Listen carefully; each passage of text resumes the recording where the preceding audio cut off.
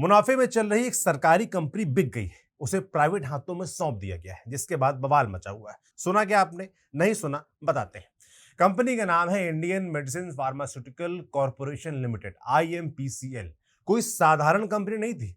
भारत सरकार के आयुष मंत्रालय के अधीन काम करती थी। देश की इकलौती सरकारी कंपनी जो आयुर्वेदिक और यूनानी दवाइयां बनाती थी। लगभग 48 साल पुरानी, हजारों डॉक्टरों और लाखों मरीजों का भरोसा। पर अब ये सरकारी नहीं रही। सरकार ने इस कंपनी में अपनी पूरी हिस्सेदारी बेच दी है, वो भी करीब 121 करोड़ रुपए में। अब ये company sky map pharmaceuticals private limited को सौंप दी गई है। कंपनी का पूरा कंट्रोल और मैनेजमेंट अब प्राइवेट हो गया है। अब यहाँ कई सवाल खड़े होते हैं। सवाल ये कि क्या IMPCL घाटे में चल रही थी जो सरकार ने इससे पीछा छुड़ा लिया? जिस कंपनी को इसे बेचा गया वो कौन है? सरकार ने इसे बेचने का फैसला आखिर क्यों लिया और इससे फायदा किसका है? नमस्ते, मैं सौरभ त्रिपाठी हूं। आप न्यूज पिंच देख रहे हैं। आज इसी मुद्दे पर बात करेंगे। सबसे पहले बात करते हैं खरीदने वाली कंपनी के बारे में, क्योंकि ये जानना भी जरूरी है कि आखिर सरकार ने IMPCL को किसके हाथों सौंपा है। जिस कंपनी ने सबसे ऊंची बोली लगाई उसका नाम है sky map pharmaceuticals private limited. Company की स्थापना 2007 में हुई थी, यानी लगभग 2 दशक पुरानी कंपनी है। ये tablet, capsule, syrup, injection, cream, ointment और दूसरी दवाओं के निर्माण के कारोबार में सक्रिय है। कंपनी फार्मास्यूटिकल मैन्युफैक्चरिंग और कॉन्ट्रैक्ट प्रोडक्शन के क्षेत्र में काम करती है। विनिवेश प्रक्रिया के दौरान कई कंपनियों ने रुचि दिखाई थी, लेकिन अंतिम चरण में केवल 2 कंपनियां बची। इनमें स्काई में फार्मास्यूटिकल्स की वित्तीय बोली सबसे ज्यादा रही। इसी आधार पर सरकार ने उसे सफल बोलीदाता घोषित किया। लेकिन असली बहस स्काई मैप को लेकर नहीं है, असली बहस IMPCL को लेकर है। क्योंकि सवाल यह है कि आखिर सरकार ने एक ऐसी कंपनी बेचने का फैसला क्यों किया जो उपलब्ध वित्तीय आंकड़ों के अनुसार लगातार मुनाफे में थी। अब जरा कंपनी की बैलेंस शीट पर नजर डालिए। वित्त वर्ष 2022-23 में IMPCL ने लगभग 20.81 करोड़ रुपए का शुद्ध लाभ कमाया। अगले साल यानी 2023-24 में लाभ घटकर लगभग 12.80 करोड़ रुपए रहा, लेकिन कंपनी फिर भी फायदे में रही। इसके बाद 2024-25 में लाभ फिर बढ़कर 17.65 करोड़ रुपए तक पहुंच गया। यानी लगातार 3 साल कंपनी मुनाफे में रही, एक भी साल नुकसान में नहीं गई। अगर बैलेंस शीट को और ध्यान से देखें तो तस्वीर और साफ हो जाती है। कंपनी का रिजर्व और सरप्लस लगातार बढ़ रहा था। 2022-23 में यह लगभग 76 करोड़ रुपए था। 2023-24 में बढ़कर करीब 82 करोड़ रुपए हो गया और 24-25 में यह लगभग 93 करोड़ तक पहुंच गया। किसी भी कंपनी का रिजर्व तभी बढ़ता है जब उसके पास कमाई बच रही हो। घाटे वाली कंपनी में रिजर्व घटता है, यहाँ ठीक उल्टा हो रहा था। नेटवर्थ की स्थिति भी मजबूत दिखी। 2022-23 में नेटवर्थ लगभग 128 करोड़ रुपए थी। 2023-24 में बढ़कर ये लगभग 134 करोड़ रुपए हो गई। 24-25 में लगभग 145 करोड़ तक पहुंच गई। इसका मतलब था कि कंपनी की कुल वित्तीय ताकत लगातार बढ़ रही थी, उसकी संपत्ति मजबूत हो रही थी, उसका आर्थिक आधार कमजोर नहीं बल्कि मजबूत हो रहा था। अब यहां से बहस शुरू होती है, क्योंकि जब कोई कंपनी लगातार मुनाफा कमा रही हो, उसकी रिजर्व बढ़ रहे हो, उसकी नेटवर्थ बढ़ रही हो, तब लोग सवाल पूछते हैं कि आखिर उसे बेचने की जरूरत थी क्या। यही सवाल आज उत्तराखंड में भी पूछा जा रहा है, क्योंकि IMPCL सिर्फ एक फैक्ट्री नहीं थी, ये पहाड़ी इलाकों में रोजगार का बड़ा केंद्र भी थी। अल्मोड़ा जिले के मोहन क्षेत्र में स्थित इस कंपनी में सीधे और अप्रत्यक्ष रूप से बड़ी संख्या में लोग जुड़े हुए थे। स्थानीय अर्थव्यवस्था पर इसका असर था।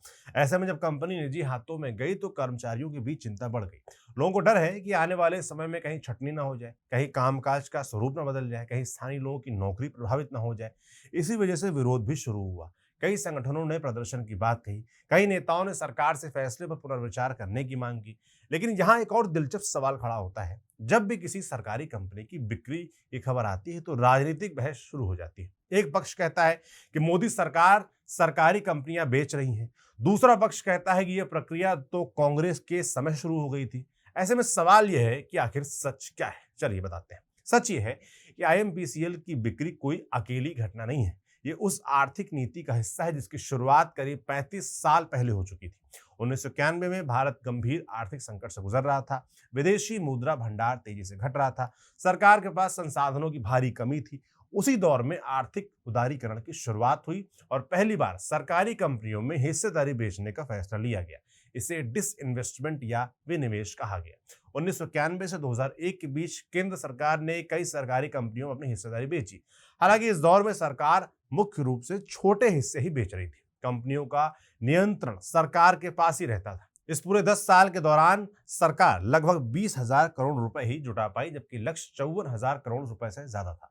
यानी विनिवेश शुरू तो हो गया था, लेकिन उसकी रफ्तार काफी धीमी थी। इसके बाद 1999 में अटल बिहारी वाजपेयी सरकार ने एक बड़ा कदम उठाया। पहली बार डिसइन्वेस्टमेंट के लिए अलग विभाग बनाया गया। बाद में इसे मंत्रालय का दर्जा भी मिला। यही वो दौर था जब अरुण शौरी विनिवेश नीति का सबसे बड़ा चेहरा बनकर उभरे। उनके कार्यकाल में सिर्फ हिस्सेदारी बेचने तक बात सीमित नहीं रही, बल्कि कई कंपनियों का नियंत्रण भी निजी क्षेत्र को सौंपा गया। Balco, Hindustan zinc, modern foods, IPCL, IBP और वीएसएनएल जैसी कंपनियों में रणनीतिक बिक्री हुई।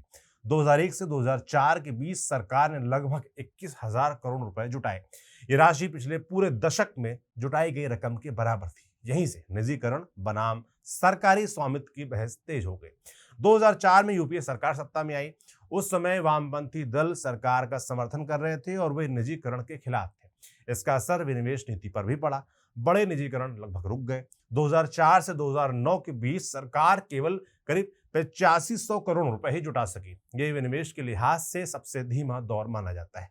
हालांकि इसका मतलब ये नहीं था कि नीति पूरी तरीके से खत्म हो गई थी। 2009 में यूपीए दोबारा सत्ता में आई तो उसने रणनीति बदली।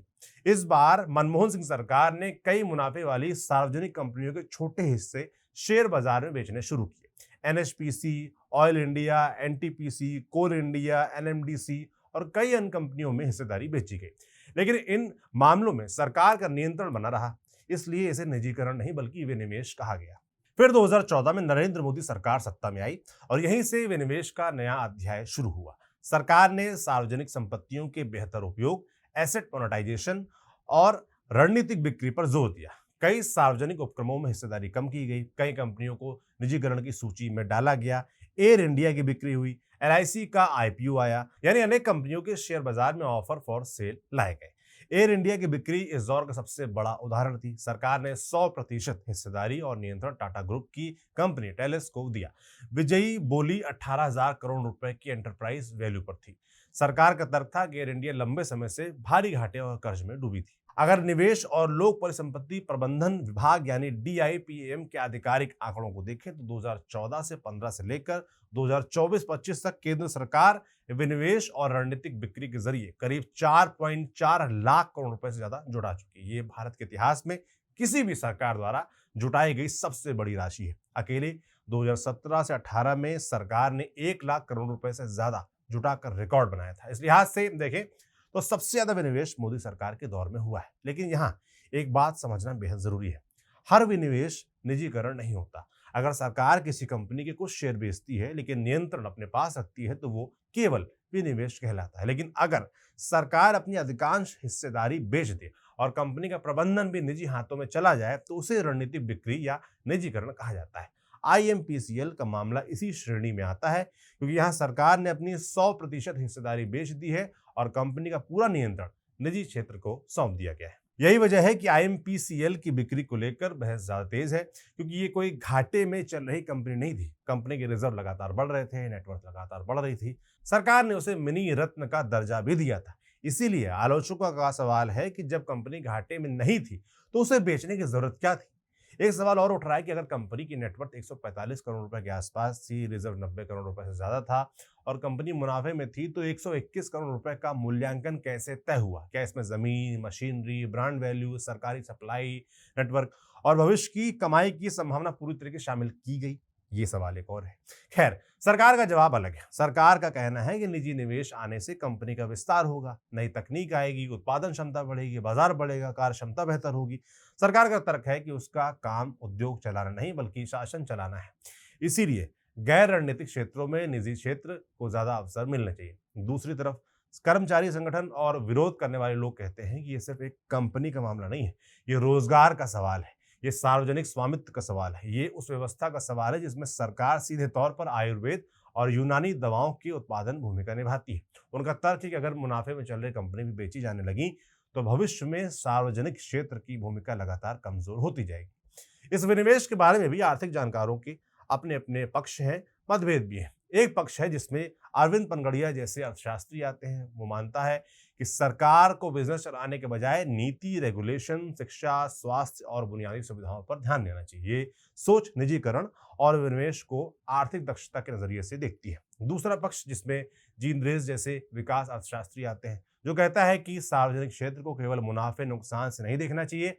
उनका जोर इस बात पर रहा है कि गरीबों और आम नागरिकों के लिए सार्वजनिक सेवा वितरण कमजोर नहीं होना चाहिए। इसीलिए आईएमपीसीएल जैसे मामले में सवाल सिर्फ लाभ का नहीं, सार्वजनिक स्वास्थ्य और पहुंच का भी है। और यही वजह है कि आईएमपीसीएल की बिक्री पर चल रही बहस वास्तव में 121 करोड़ रुपए के एक सौदे की बहस नहीं है। ये उस आर्थिक सोच की बहस है जो 1991 में शुरू हुई थी और आज भी जारी है।